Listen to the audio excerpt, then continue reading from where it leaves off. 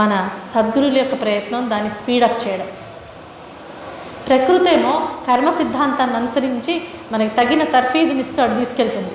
అంటే నాకు అస్సలు లౌకికత అంటే ఇష్టం అనుకోండి, టపి టపి టపి దెబ్బలు తగులుతాయి.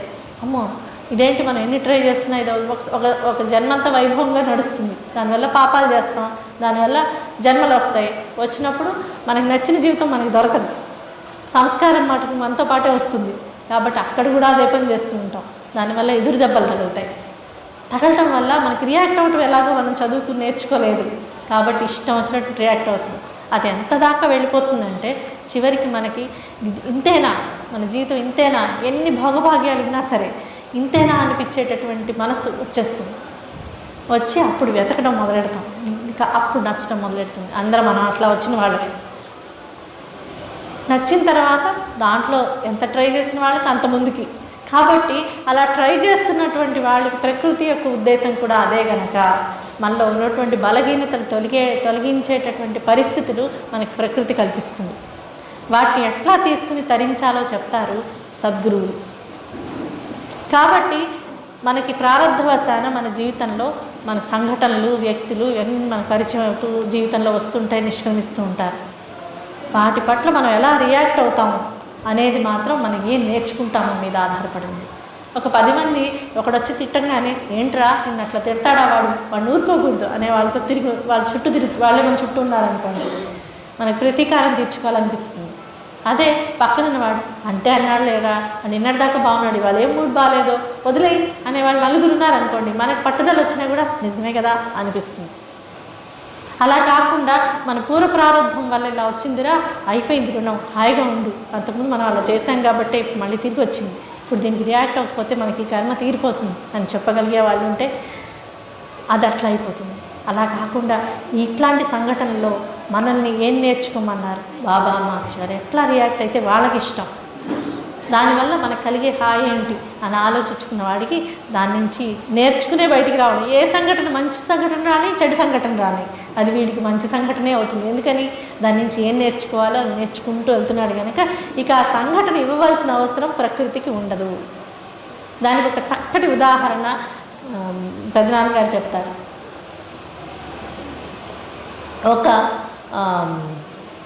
ఒక వృద్ధురాలైనటువంటి ఒక తల్లి ఉందిట ఒక సాధకుడికి. ఆమె చూసుకోవాల్సి వస్తుంది పొద్దున్న సాయంత్రం దాకా. అతనికి ఎంత తపన ఉంటుందంటే ఎప్పుడెప్పుడు రుణానుబంధాల నుంచి బయటికి వెళ్ళిపోదామా, తీవ్రమైనటువంటి సాధనలో గడుపుదామా అని ఉంటే భార్య గతిస్తుంది, పిల్లలు కూడా పెద్దవాళ్ళు అయిపోయి వాళ్ళు సెటిల్ అయిపోతారు, ఇంకే బాధ్యతలు ఉండవు. ఈ ముసలిదైన తల్లి మాత్రం ఉంటుంది. ఉంటే ఆయనే చూసుకోవాలి. చూసుకుంటూ ఉంటాడు అనుకుంటాడు, పెద్దదైపోయింది కదా, 90-80 ఏళ్ళు వచ్చేసాయి ఆవిడకి, ఇంకెన్నాళ్ళు బతుకుతుంది, ఆవిడని చక్కగా చూసుకుని వేస్తే ఆవిడ గతించంగానే నేను తీవ్ర సాధనలోకి వెళ్తాను. 80 ఏళ్ళ నుంచి 90 ఏళ్ళు వచ్చేస్తాయి, ఆవిడ అలాగే ఉంటుంది. 90 ఏళ్ళ నుంచి 97 ఏళ్ళు వస్తాయి. అంటే దాదాపుగా తీవ్రమైనటువంటి కోరిక కలిగి 15 ఏళ్ళు దాటిపోయింది. ఈయన ముసలివాడు అయిపోతున్నప్పుడు ఇంకా తపన పెరిగిపోతుంటుంది. ఇంకా ఆవిడ పని చేయడం ఈయన కష్టమైపోతూ ఉంటుంది. ఎందుకని మానసికంగా కష్టం అంటే చాలా రోజులు బట్టి చేస్తున్నాను, ఇంకా అంటే తల్లి ఉండాలనే కోరిక కూడా పోయి ఆవిడ వెళ్ళిపోతే నేను సాధన చేసుకుంటాను కదా అనిపిస్తుంటుంది. అట్లా అనిపిస్తూ ఉన్నప్పుడు ఆయన ఒక మహాత్ముడి దగ్గరికి వెళ్తాడు. వెళ్ళి ఆయన దగ్గర చెప్పుకుంటాడు, నాకు ఇట్లా ఉందయ్యా, నేను ప్రతి సంవత్సరం గత 15 ఏళ్ళు బట్టి అట్లా ఎదురు చూడకూడదు కానీ నాకున్న తపన వల్ల అట్లా ఎదురు చూస్తున్నాను, అలానే ఆవిడ ఇల్ట్రీట్ చేయట్లేదు, నేను చక్కగా చూసుకుంటున్నాను, కానీ నాకు తీవ్రంగా రోజు గడుస్తున్న కొద్దీ ఎక్కువ భావన అలా ఉంటుంది నాకు అని చెప్పనగానే, నువ్వు ఎవరికి సేవ ఈవిడ వెళ్ళిపోయిన తర్వాత ఎవరిని ధ్యానం చేద్దాం అనుకుంటున్నావు అంటే సర్వగతుడైనటువంటి భగవంతుని ధ్యానం చేద్దాం అనుకుంటున్నాను అంట. సర్వగతుడు అంటే అందరిలో ఉన్నవాడు. మరి ఆవిడలో లేడా ఆవిడ ఒక్కరిని పక్కన పెట్టి మిగతా అంతా తానే ఉన్నాడా ఏంటి అన్నట్టు.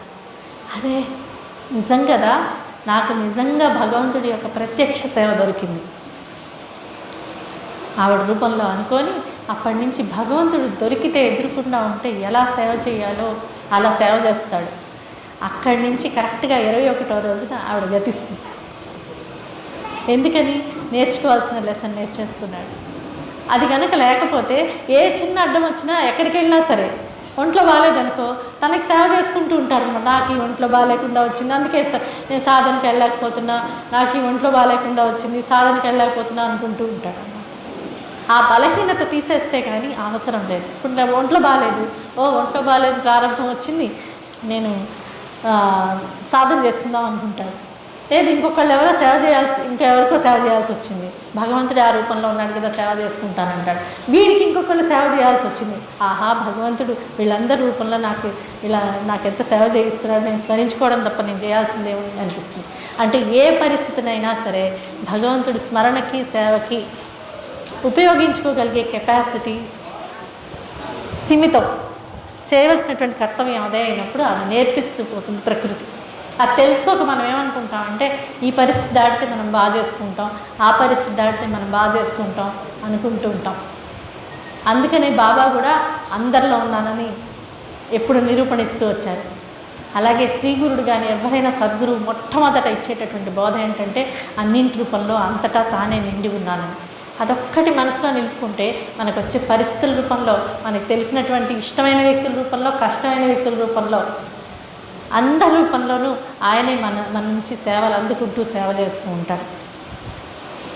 అందుకని ఆ పరిణతి రావడం చాలా ముఖ్యం కనుక దానికి మూలం సద్గురు సమాగమం కనుక అట్లాంటి ఒక సద్గురువు షిరిడి సాయినాథుడు లాంటి మాస్టర్ గారు లాంటి సద్గురువులు మనకు దొరికినప్పుడు మనం ఆత్తులమైన అర్ధార్థులమైన ఎవరైనా సరే సరిగ్గా ఉపయోగించుకోవడానికి, అలాగే మనల్ని చిన్నగా ఇట్లా పరిస్థితుల పట్ల వ్యక్తుల పట్ల ఉండవలసినటువంటి దృక్పథాన్ని మనకి తెలిపి మనం సరిగ్గా ఉపయోగించుకుని జిజ్ఞాసులమై ముముక్షులమై తరించడానికి మనల్ని చిన్నగా ఎల్కేజీ నుంచి పిహెచ్డికి తీసుకెళ్ళినట్టుగా మన ఆర్తుల దగ్గర నుంచి అర్ధార్థ జిజ్ఞాసులు ముముక్షుల దాకా తీసుకెళ్ళి ముక్తిని ప్రసాదించేదాకా మొదటి మెట్టు నుంచి చివరి మెట్టు దాకా ఉండే బోధలన్నీ కలిపి మాస్టర్ గారి వాంగ్మయం, దాంట్లో గురు చరిత్ర అత్యంత